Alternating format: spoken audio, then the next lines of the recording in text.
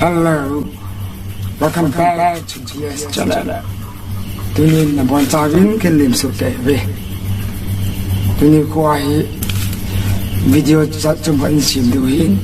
Chuleh group hoa, ông cái sen lên thì hố cái post ho, tội na lampang comment zat cho hi.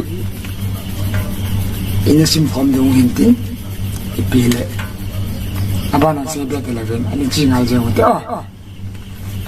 Let's go. Please make sure subscribe and turn on notification bell. The bell icon. Let's go. Number 1. Masa pera. Anu nga hial na tu sot thei val electric fee half a piece. No. Ulang ako kita bang barkanam kawan. Wow. Sivangi. Itida na to February that 14 to nunga go lang ho. Ni Juan mo gin mo ham. Sivangi ban si beta kate. Anasai. What will happen to you on Valentine's Day? None.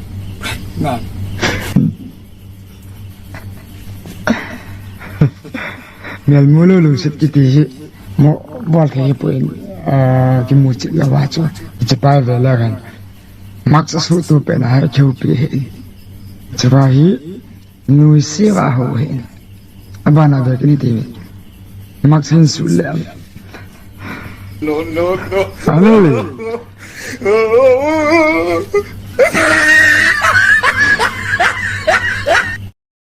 ulang tulai khang ahi ipidia Eimi nunga thing sel virgin kitchen piti umtalo ham nunga pasal hon na chu na mum chau na control lauzi uchula na mai kha uchula kalung dam sel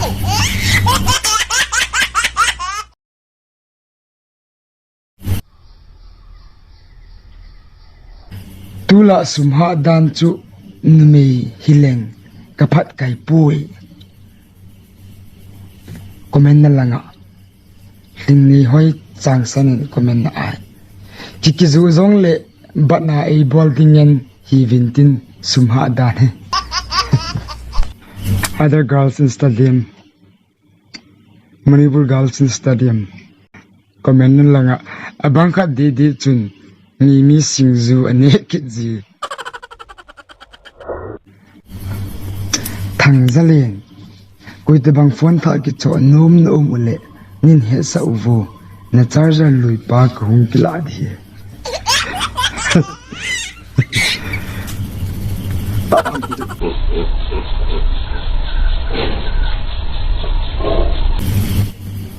kingai a ki khen pe ki ji ho ku English power breakfast kitty breakfast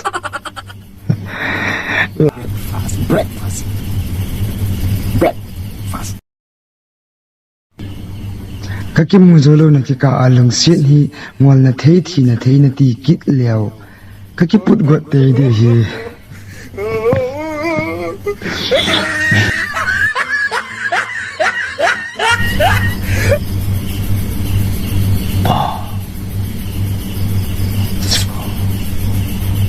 ala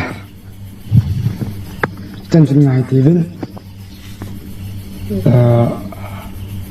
tua kisimo chu ingai no mawa no bisa wa hele comment section lama ki diuvin chule chin number ka ta na hin abana yon chesanga hoi che ho hin that beven langna ang sim phone pe ke ji diuvin tabang chumchumin phana to neibol ki ji tv subscribe bol ding hai min poi diuvin abana yon chesanga hoi che yung lu ki ding hi de ai tu jana ding chen ngai diuvin channel in video show chu na bon cha kakipah